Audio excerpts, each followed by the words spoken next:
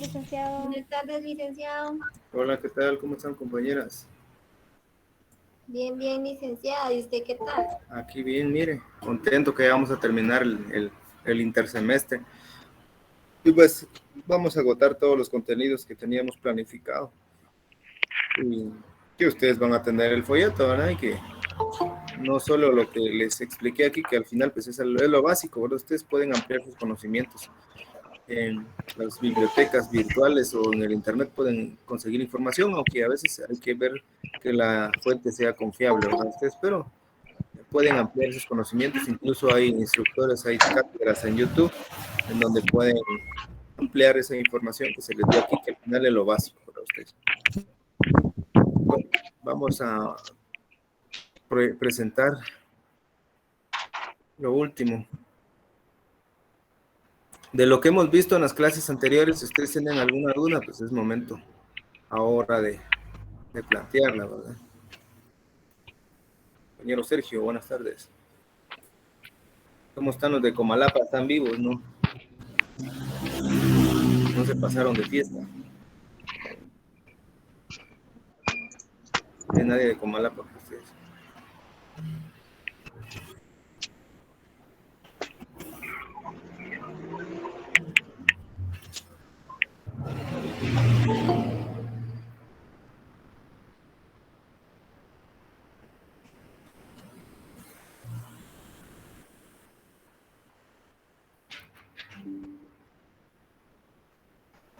Bueno,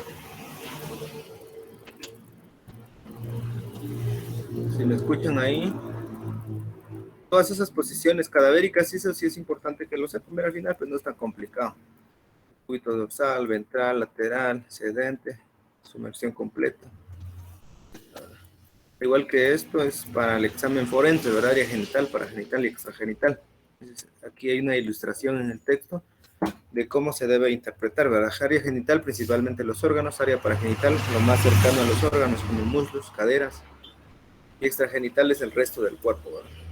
¿Cómo se interpreta la ruptura? Esto es para establecer si hubo lesión, violencia en el delito de violación, es respecto a la localización y antigüedad. Esto lo pueden ampliar ustedes en internet, ¿verdad?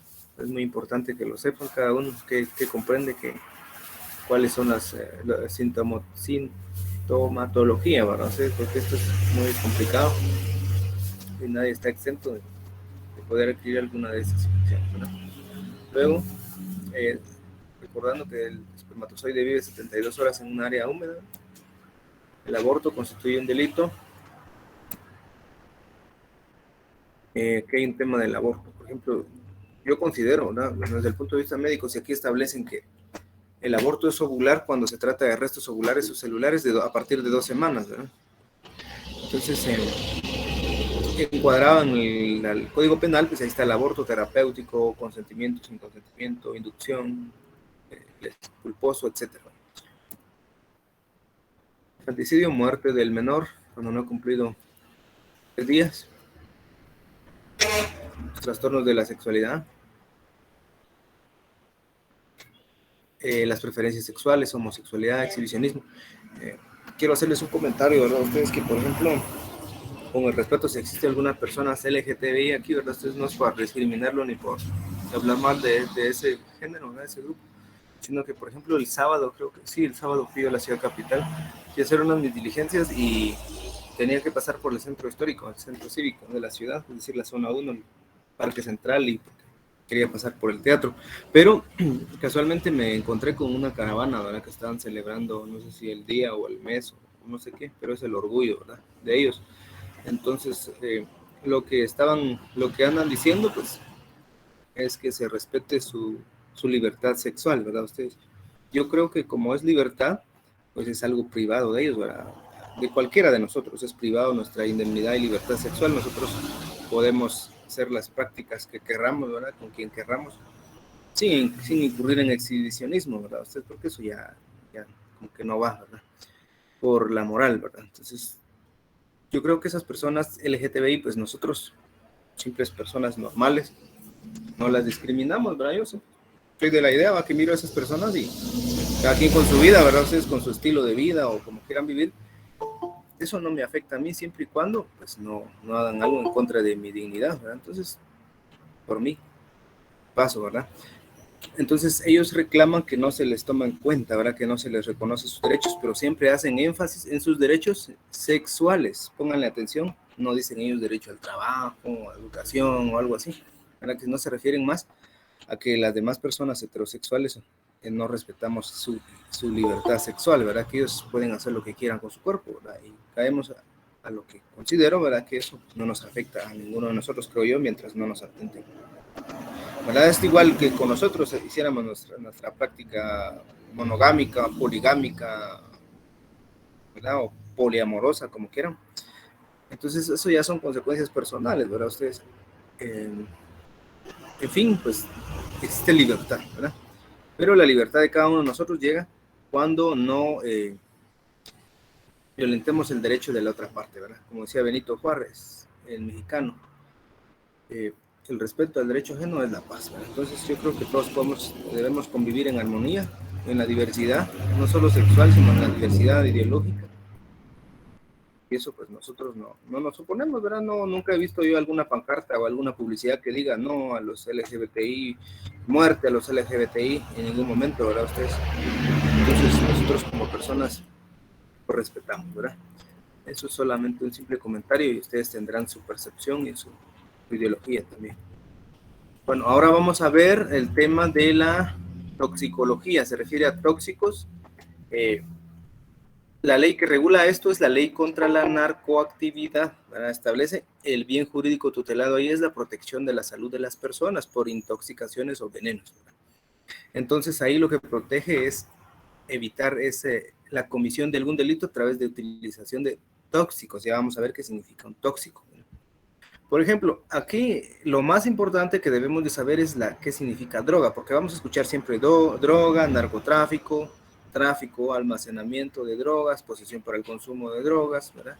Distribución de drogas, estímulo a la drogadicción, etcétera, ¿verdad? Pero la ley establece que droga es toda sustancia o agente farmacológico que introducido al organismo de una persona viva modifica sus funciones fisiológicas, es decir, nuestro estado físico, ¿verdad? Y transforma nuestra conciencia.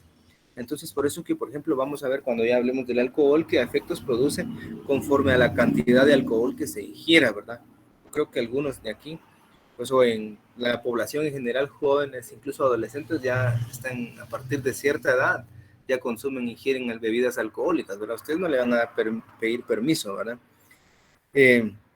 Se consideran drogas las semillas, florencias, se refiere a las flores de plantas o partes de las plantas, cualquier otra sustancia que pueda generar droga, ¿verdad? Y aquí hay algo importante, ¿verdad? Ustedes que dicen que las bebidas alcohólicas y el tabaco, es decir, cigarrillos, no se les aplica las disposiciones de la ley, ¿verdad? Es decir, entra en este rango desde el punto de vista médico, pero no es prohibido, ¿verdad? Ustedes, porque estos estupefacientes han sido utilizados desde los tiempos memoriales, desde que existen las personas, ¿verdad? Igual que la profesión más antigua es una de ellas es la prostitución, ¿verdad? Que siempre ha existido, obviamente no ha sido, antes se les castigaba, ¿verdad? Pero siempre es un trabajo de los más antiguos, la prostitución, al igual que el alcohol, pues las personas siempre se han embriagado desde siempre, ¿verdad? Ustedes desde los tiempos antiguos han creado sus bebidas espirituosas. Entonces, ¿qué debemos entender nosotros por tóxico? Que es cualquier sustancia capaz de producir efecto nocivo. Nocivo quiere decir dañino en el organismo, ¿verdad? Pero como ahí sí que no importa el daño, ¿verdad? Ustedes, como dice por ahí un meme, si te gusta la música, no sé si duranguense o de banda, no sé qué era, te mereces lo que te hicieron, ¿verdad? Entonces, pero hay gente que ahoga sus penas en algo, en una sustancia como esta, ¿verdad? En realidad, pues es libertad, como siempre, ¿verdad? Pero lo que nos dice la legislación, no sé si ustedes han visto, ¿verdad? Que en las publicidad, en las vallas publicitarias o en la publicidad que realizan, no solo las bebidas alcohólicas, independientemente de la marca y de los cigarrillos, abajo hacen una anotación, según decreto, tal y tal, este producto es dañino para la salud, ¿verdad? Entonces, o su consumo en exceso es dañino para la salud. Sin embargo, las personas pues no respetan, ¿verdad? No les importa, entonces Es por eso es que esta ley dice que el alcohol y el tabaco no están comprendidos como una prohibición, ¿verdad? Entonces se refiere lo tóxico a toda sustancia que en contacto con el organismo y por mecanismos químicos o físico-químicos, es decir, conforme a su composición, producen alteraciones funcionales y anatómicas incompatibles con la salud, ¿verdad? En general dice que todo fármaco es potencialmente tóxico, sobre todo por el abuso de la dosis. Por eso es que les decía que en la necropsia se le solicita al perito forense que extraiga una muestra de sangre o de orina para establecer drogas de uso y de abuso. Las drogas de abuso son todas estas drogas que no están prohibidas por la ley, ¿verdad? Como la cocaína, la marihuana, la anfetamina fina, etcétera. Y las drogas permitidas son todos los medicamentos, ¿verdad? ¿Quién de nosotros no toma medicamento? Entonces, si tomáramos paracetamol, acetaminofén, si tomáramos, qué sé yo, algo para la tiroides o algo para el colon, cualquier tipo de farmacológico, médicamente recetado o no, cuando nos llegaran a hacer unas muestras en la sangre o en la orina, va a establecer que consumimos, ¿verdad? Entonces, por eso se llama drogas de uso, está permitido. Y la toxicología comprende tres aspectos: clínica, industrial y forense. La forense es la que nos corresponde, ¿verdad? Entonces, las intoxicaciones que pueden sufrir las personas pueden ser accidental, criminal, suicida, laboral y accidental, obviamente. Entonces, la criminal, pues alguien más le aplica algún tipo de tóxico a otra persona para que fallezca, ¿verdad? Sea en la bebida, en la comida o de alguna otra forma. Suicida, pues las personas deciden ingerir algún tipo de tóxico. Lo más común es Fotoxin, que es la pastilla de maíz. Y laboral, pues, trabajar en alguna, podría ser en alguna, pueden mencionarme ustedes algún trabajo, que ahorita no se me viene a la mente, donde tengan contacto con cuestiones tóxicas, como por ejemplo radiación, ¿verdad? Ustedes podría ser en las minas o en las fábricas industriales, ¿verdad? Que utilizan algún tipo de tóxico, ahí podría intoxicarse en las personas, ¿verdad? Esto es laboral o accidental. En el caso de los menores, que cuando dejan algún tipo de... hubo un caso aquí en un municipio de Chimaltenango, donde supuestamente dejaron veneno para una rata, ¿verdad? Y como el niño ya gateaba y lo tocó y lo ingirió, por suerte no falleció, ¿verdad? Entonces, imagínense, eso podría ser accidental, ¿verdad? Se denomina criminal aquella acción lesiva ocasionada con una intención por una persona de administrarle de cualquier forma una dosis tóxica a una sustancia, de una sustancia a otra persona, ¿verdad? La intoxicación suicida, como su nombre lo indica, es aquella que lo ingiere, es decir, cuando la persona lo ingiere por su propia voluntad. Y la intoxicación accidental se presenta cuando una persona ingiere por equivocación una sustancia tóxica sin darse cuenta, ¿verdad? Pues solo que sea alguien que no esté en su pleno uso de sus facultades mentales, pues podría, ¿verdad? Porque si nosotros agarramos algo, lo primero que hacemos, o lo que normalmente deberíamos de hacerlo, es olerlo, ¿verdad? Ustedes para ver qué es, si es agua pura, vamos a ver si algún compañero quiera ingresar ustedes. Bien, cabal, hay bastantes ahí. Bueno.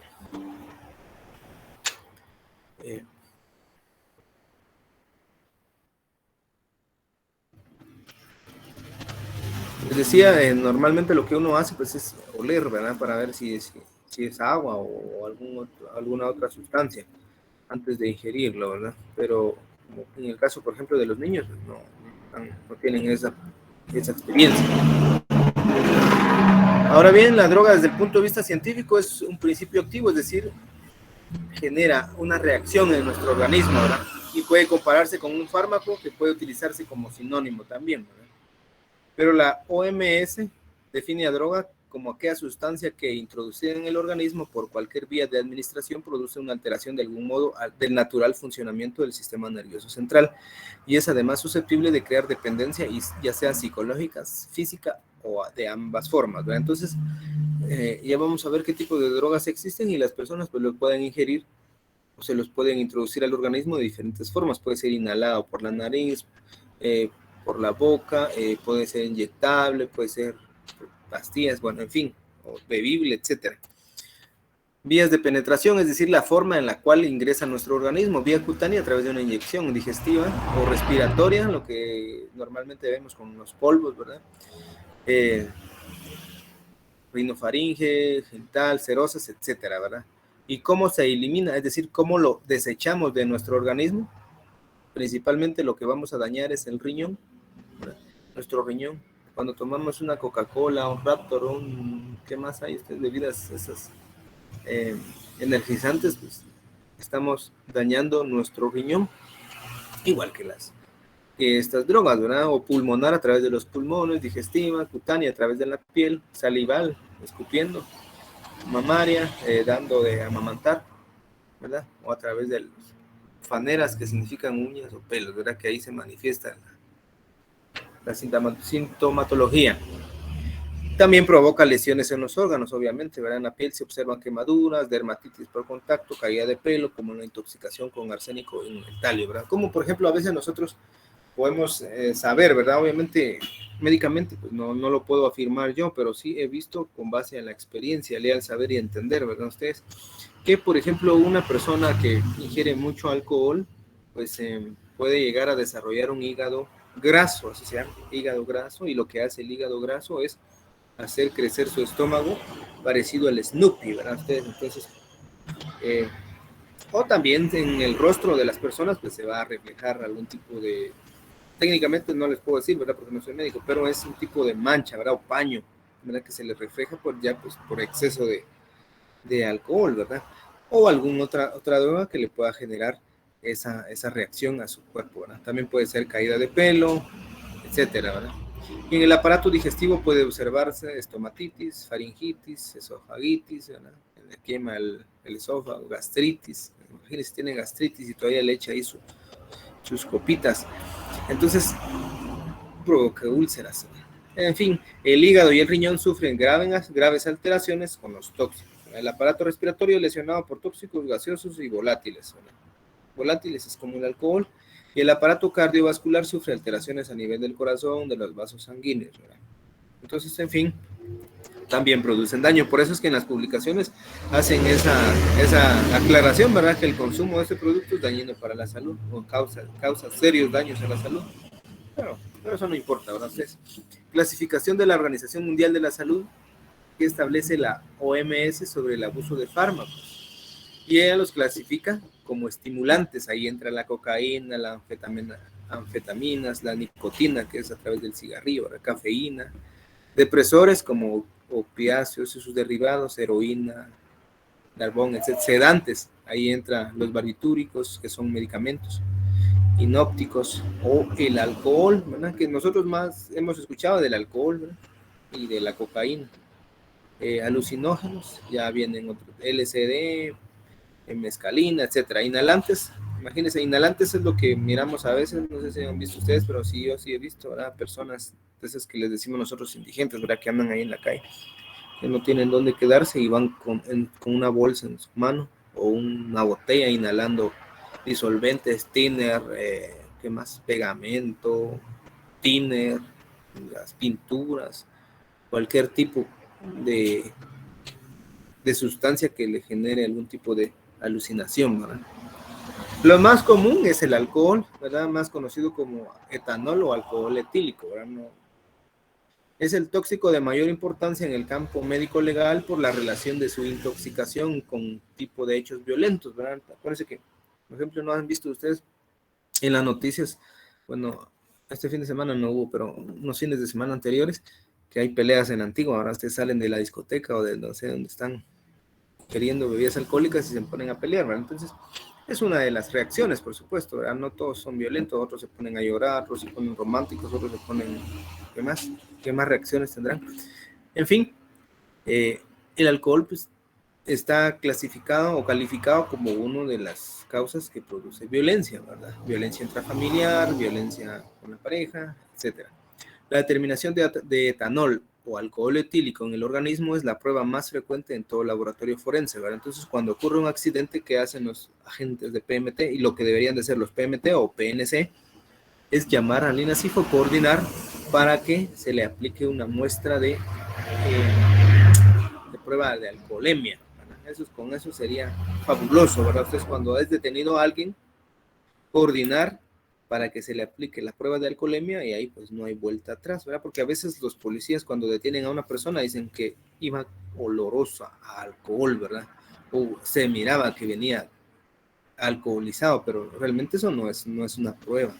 En tanto que si se coordina con el INASIF o se traslada a la persona detenida al INASIF para que le apliquen la prueba de alcoholemia, y ahí va a reflejar el grado de alcohol que lleva en la sangre, ¿verdad? Entonces ahí no hay vuelta atrás. Nos pasó una vez en un caso, ¿verdad?, en donde hubo un accidente y la víctima pues iba alcoholizada, ¿verdad? Entonces se le practicó a ver si tengo el video aquí, se los voy a compartir.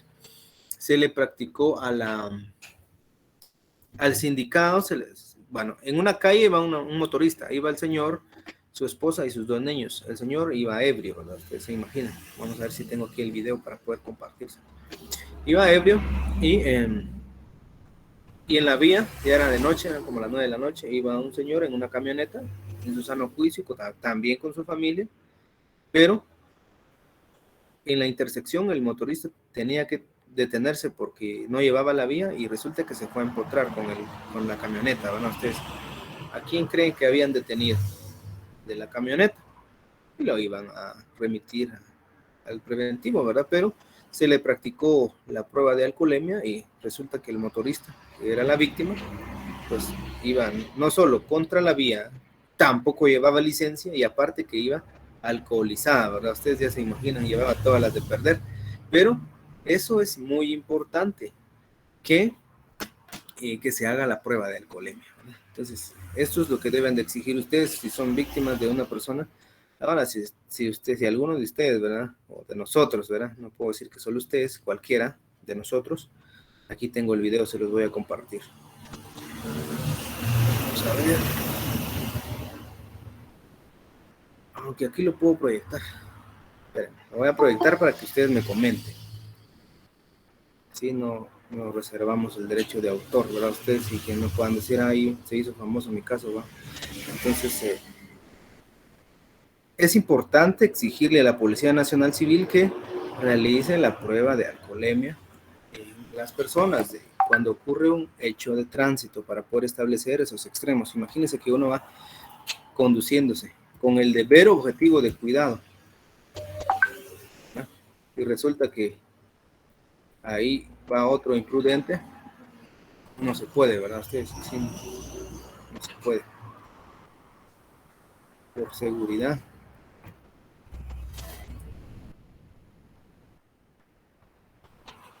Bueno, vamos a ver aquí. No sé si ustedes alcanzan a ver ahí la pantalla, jóvenes. Vamos a regresar. ¿Pueden ver ahí? Sí, licenciado. Presten atención, pues vamos a regresarlo otra vez.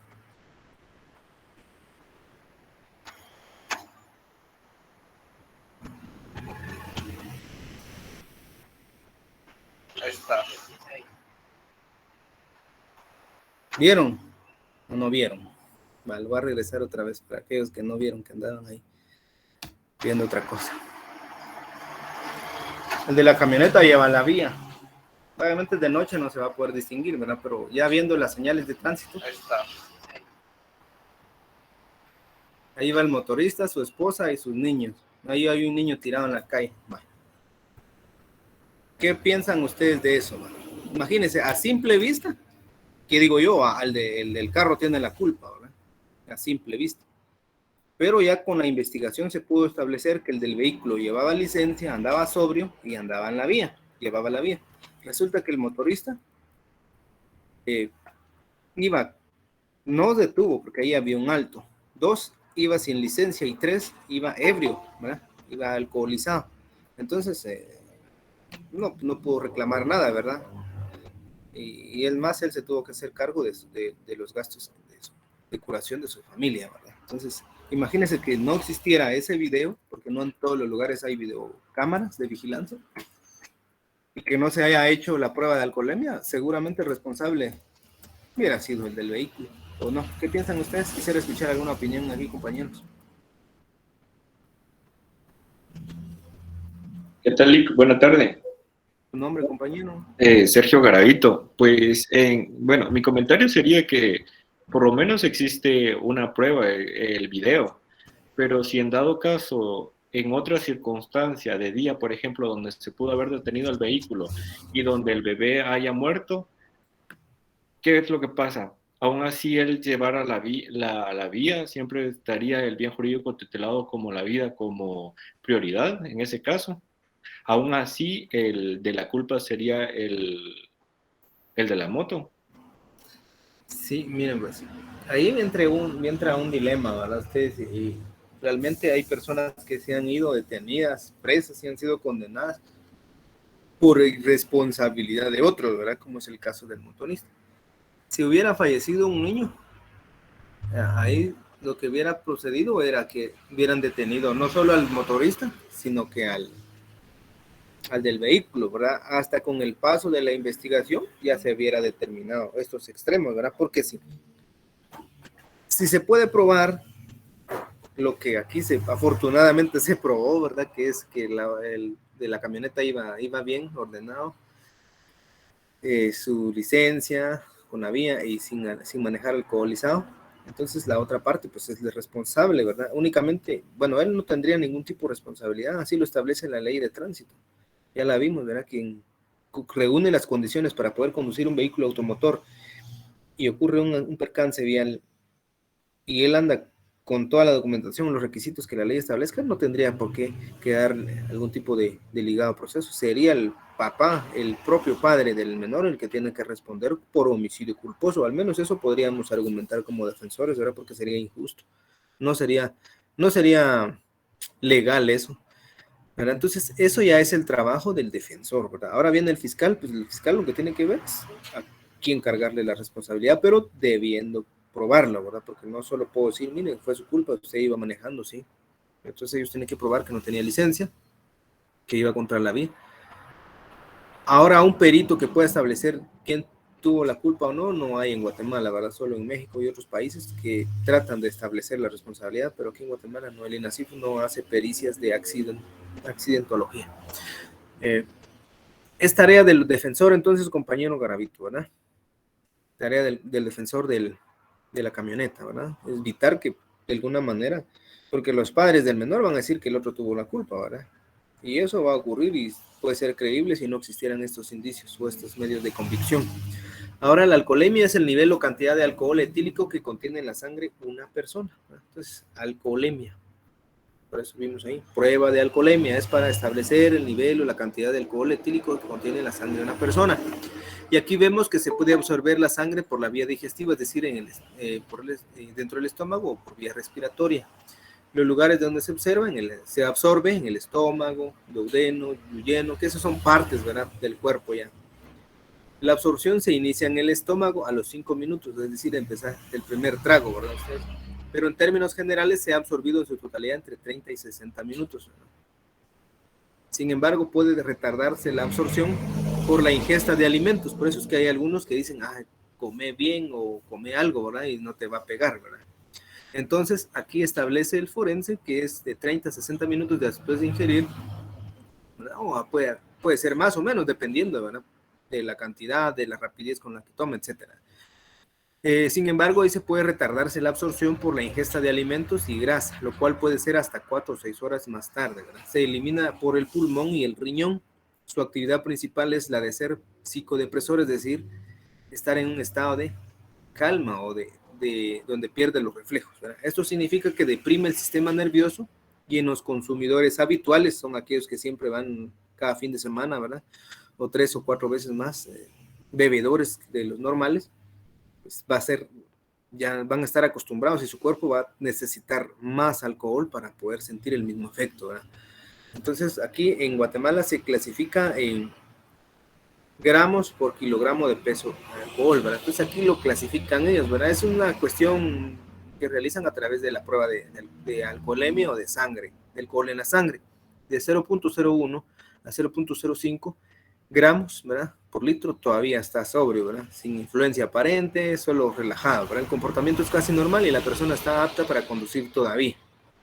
De 0.5 a 1 gramos por litro, ya le produce euforia, ya se pone más sociable, ¿verdad? Ya empieza a perder reflejos, aumenta su autoconfianza. Por eso es que algunos cuando se ponen alcoholizados quieren pelear con todo el mundo, ¿verdad? Y disminuyen ya la atención, ya van perdiendo el juicio y el control. De 1 a 2.0 gramos por litro ya empieza la deficiencia de la memoria, la incoordinación, la confusión, ya empiezan a llorar, a hacer otras reacciones, ¿verdad? De 2.0 a 2.5 ya hay inestabilidad emocional, ya pierden el juicio, ya hay deficiencia en la respuesta motora, en la dificultad de percepción de forma, tamaño, color y movimiento, ¿verdad? Ya se vuelven sentimentalistas o violentos o agresivos, ¿verdad? Y de 2.5 a 3.0 gramos ya hay una intoxicación aguda, evidente, marcha temblante, ya se van cayendo y levantando, ¿no? Ustedes ya se arrastran. ¿Qué más podemos decir? Y 3 a 4 ya les genera apatía, inercia, es decir, ya no hay movimiento, ya ahí se quedan tirados, recostados, donde sea que estén, ¿verdad? Ya empiezan a vomitar, ya hay incontinencia, no pueden controlarse, orinan o se defecan, ¿verdad? Ustedes ya son como somnolentos. Ya de 4 gramos en adelante ya hay un coma, inconsciencia, reflejos deprimidos, incontinencia urinaria y fecal, baja temperatura, ya hasta pueden morir por hipotermia, trastornos circulatorios, y puede aparecer el coma y hasta la muerte. Entonces hay quienes que beben hasta morir, dice la canción. Entonces no sé si tienen alguna duda ahí, compañeritos, de lo que hemos explicado. Esto lo pueden ampliar en la página de INASIF, ahí está de manera ilustrada, ¿verdad? Pero esto es como una tabla general. Ahora bien, el tema de la psiquiatría. Esta psiquiatría sirve para establecer el estado mental de un sindicado, de un procesado, una persona que está sentenciada, ¿verdad? Para establecer si es incapaz de ser sometido a un proceso penal. Esto es el objetivo de la psiquiatría forense, es establecer a través de un peritaje psicológico, a través del psiquiatra, poder establecer si el sindicado tiene alguna enfermedad mental o algún trastorno, ¿verdad? O posee algún retraso mental, ¿verdad? O poseen alguna alteración mental. Porque a veces cuando detienen a una persona se hacen los locos, ¿verdad? Ustedes hacen como que hablan, como que hablan con alienígenas, o etcétera, o que no se recuerdan, o ni siquiera cómo se llaman, ¿verdad? Pero esto puede ser una simulación o un engaño, ¿verdad? Pero el psiquiatra es el que debe establecer a través de su técnica médica e forense lo respectivo, ¿verdad?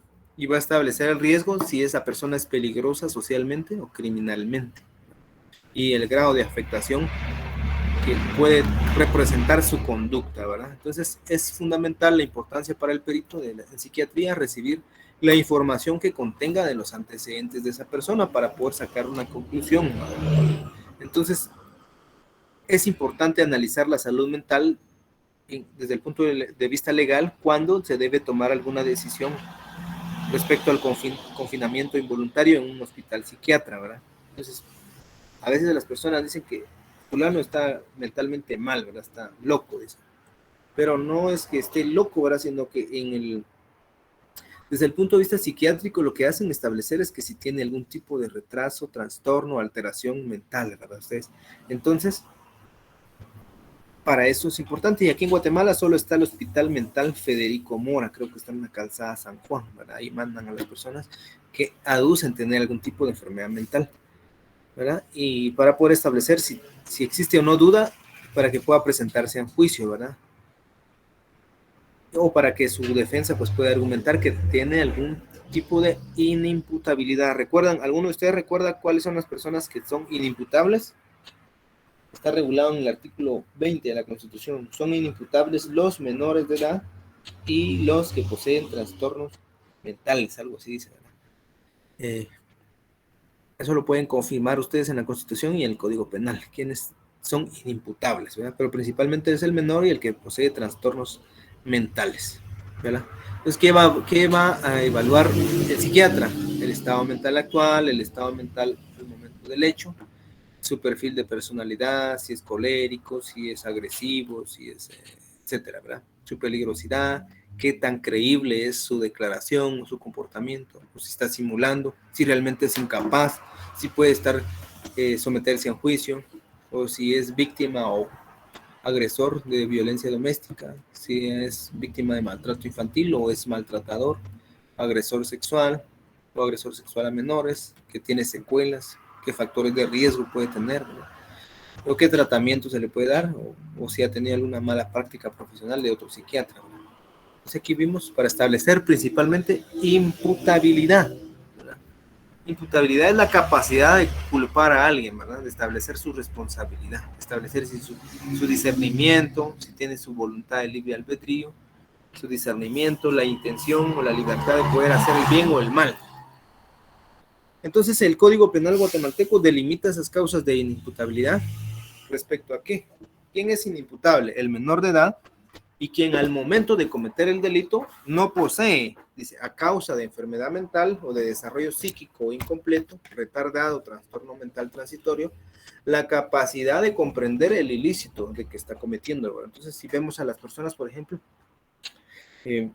con discapacidad mental o con algún retraso mental, pues son personas que les cuesta comprender, ¿verdad? Entonces, pueda que no querían cometer el delito, pero se puede establecer a través de la psiquiatría que tienen ese trastorno y que por lo tanto no se les puede condenar, ¿verdad? Si por el contrario, se les impone una medida de seguridad, que puede ser un internamiento en un hospital psiquiátrico, un tratamiento psiquiátrico, psicológico, etcétera, o médico inclusive, ¿verdad?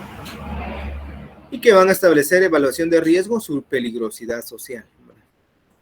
Van a estudiar la personalidad del delincuente desde el punto de vista antropológico, de cómo ha crecido en su vida familiar, psíquico, de la mente y lo moral, ¿verdad? Estudia la vida anterior del hecho delictivo, la vida posterior, qué pasó antes, qué pasó después. Esto es muy importante. Y los criterios sobre los cuales van a sacar la conclusión es lo siguiente: antecedentes personales, antecedentes familiares, el carácter, el grado de salud, o salud física o mental, y las características del delito que cometió. Por ejemplo, si solo, por ejemplo, le dio una cuchillada o le dio 10 cuchilladas y lo ultrajó, lo descuartizó, etcétera, ¿verdad? Esto ya es un criterio del delito, es como un agravante, algo que le agrega además al delito, ¿verdad? Su historial delictivo, si tiene antecedentes penales, si ha sido condenado, si ha sido detenido, o es con conductas antisociales, ¿verdad? Su comportamiento durante la reclusión, es decir, dentro del reclusorio, en la cárcel, es su forma de sociabilizar, si se dedica a estudiar o trabaja, o simplemente se queda ahí sin inactividad, ¿verdad? Sin actividad, si utiliza drogas psicoadictivas o farmacológicas o medicamentos. Su conducta intrafamiliar, ¿verdad? Porque eso tiene mucho que ver. Padres o madres tienen mucho que ver en la conducta de sus hijos, ¿verdad? Entonces, basado en esos 7 puntos de vista, el psiquiatra va a establecer una ponderación por cada criterio de 0 a 2 puntos para hacer un total de 14 puntos. ¿Verdad? Que si tiene 5 puntos, pues no es tan peligroso. Si tiene 10 puntos, si tiene un peligroso medio, ¿verdad? O si tiene 14 puntos o de 2 en adelante, pues ya está cerca, es una persona. Peligrosidad, aquí está la tabla, ¿verdad? Baja peligrosidad social de 0 a 5, es decir, no está peligroso. Moderada, de 6 a 9 y de 10 o más puntos hasta los 14 es peligrosamente social, su conducta, ¿verdad?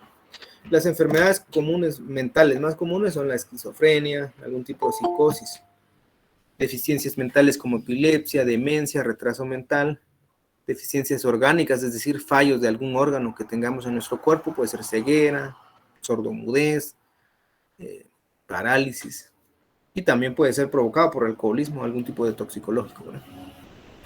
¿Qué es lo que evalúa? ¿Qué partes o aspectos de la integridad física que evalúa el psiquiatra? Integridad física o mental: conciencia, orientación, memoria, abstracción, ánimo, aspecto, concentración, lenguaje, pensamiento, juicio, comportamiento, comprensión, la inteligencia y el ascenso, percepción. Esto es a través de tests, ¿verdad? Ellos tienen test, no es que se sepan todo eso, sino que tienen test y a través de los resultados van a evaluar eso, es lo práctico. El tema de la victimología, pues la victimología ahora es una ciencia. Antes pues era considerada únicamente como un término, pero ahora en las ciencias penales es una disciplina de las enciclopedias penales que estudia el papel de la víctima, ¿verdad? ¿Qué tanto influye la víctima con el victimario, ¿verdad? Entonces es un estudio pues ya más profundo el que se requiere para poder comprender todo esto, pero lo que busca el peritaje victimológica, eso lo realiza un psicólogo: identificar los factores de riesgo, ¿verdad? Que podría ser mujer menor que su pareja, puede ser que no trabaje, puede ser que no tenga estudios, puede ser que no tenga padres, esos factores psicológicos, sociológicos, educativos o laborales de la víctima. Su papel que desempeña, ¿verdad? Puede ser que sea una víctima o víctima provocadora, ¿verdad? Instigadora. Determinar secuelas, especialmente de carácter psicopatológico, es decir, las consecuencias que puede generar el victimario en ella, estrés postraumático, etcétera, ¿verdad? Y el tipo de delito que está relacionado con la víctima puede ser violencia contra la mujer, puede ser alguna estafa, alguna lesión, femicidio, hasta es lo más grave, ¿verdad? La calidad de la persona, si hay víctimas inocentes, imprudentes, voluntarias, provocadoras, simuladoras, ¿no? El delincuente también utiliza la psicología. ¿Qué secuelas pueden aparecer a corto, mediano o largo plazo? Depende del tratamiento, el diagnóstico que va a realizar el psicólogo o el forense. Aquí vamos a establecer, esto es muy importante que lo sepan, víctima primaria es la persona sobre la cual recae el delito, ¿verdad? Juan y Ana se pelean, ¿quién es la víctima? Ana, ¿verdad? Es la víctima primaria, es la víctima que sufre esa agresión física, psicológica, sexual o de cualquier otra índole en su integridad física o psicológica o mental. Es la víctima. Víctima secundaria, ya cuando la víctima acude al sistema policial o judicial o al ministerio a presentar su denuncia, ahí la victimizan nuevamente, ¿verdad? Y le hacen preguntas de cómo pasó, que ella sí lo provocó, que etcétera, ¿verdad? Ya la ponen más sensible. Y la victimización terciaria es la que hace ya la sociedad, ¿verdad? Ya la margina, ahí va la violada, ahí va la abandonada, ahí va la maltratada, ahí va la dejada, etcétera, ¿verdad? O el violado, podría ser, ¿verdad? Pero las corrientes actuales solo clasifican en victimización, ya no hay primaria, pero es una nueva corriente, y revictimización, que ya abarca la victimización secundaria y la victimización terciaria.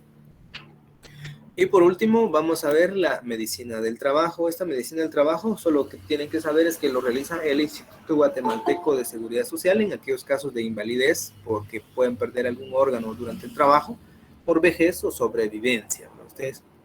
Esto es más que todo para poder establecer una suspensión en el trabajo con goce de salario o un despido justificado o injustificado. Los accidentes pues están al orden del día. Los accidentes en el trabajo, hay trabajos que son peligrosos y que pueden incurrir en la persona, en el trabajador, en un accidente. Y entonces el dictamen pericial, medicina forense del trabajo, va a establecer qué lesiones que se produjo en su integridad física, por ejemplo. Cuáles son las incapacidades que va a tener de trabajo, necesidad de tratamiento, curación. Hay enfermedades que son profesionales, como podríamos mencionar aquí algunos, si trabajan en minería, silicosis en la ganadería, fiebre de Malta, o rayos X, ¿verdad? Está expuesto a radiación, por eso es que los que trabajan como técnicos en rayos X los mandan siempre a relajarse, ¿verdad? Al mar o a desintoxicarse de manera natural. Navegación marítima, pues ser asma, depresión, puede ser también algo que contagien esos insectos que son, ¿cómo se llaman esas enfermedades? El zancudo, la fiebre, chikungunya y todas esas cuestiones, ¿verdad? O si trabaja en la industria nuclear, radioactividad.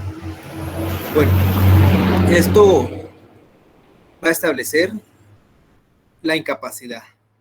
Entonces, si se suspende una semana, un día, por ejemplo, si les da COVID y trabajan y pagan seguro social, van al IX, determinan positivo a COVID, les suspenden, ¿verdad? Un día, 2 días, 3 días, dependiendo del médico.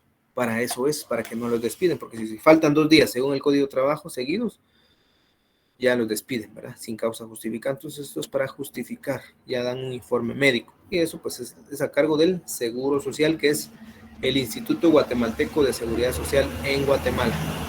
Bueno, jóvenes, no sé si tendrán ustedes alguna duda hasta lo que hemos visto el día de hoy, pues es parte del examen final.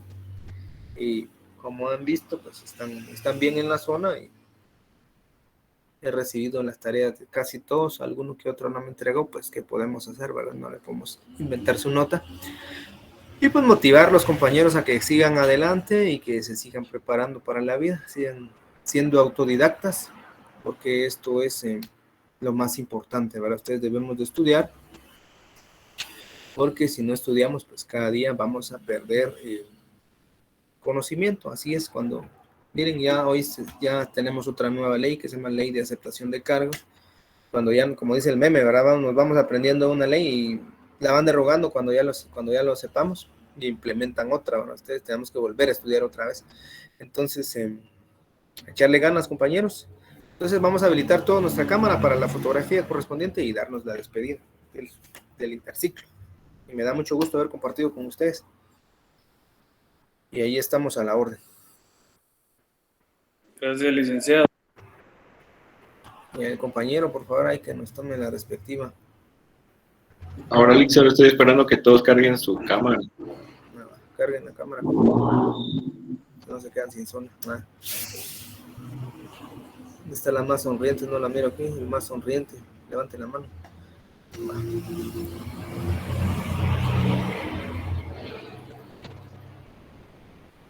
Ahí estamos, Lick. Gracias, les voy a compartir el material que escaneé y también las diapositivas, ¿verdad? Entonces ahí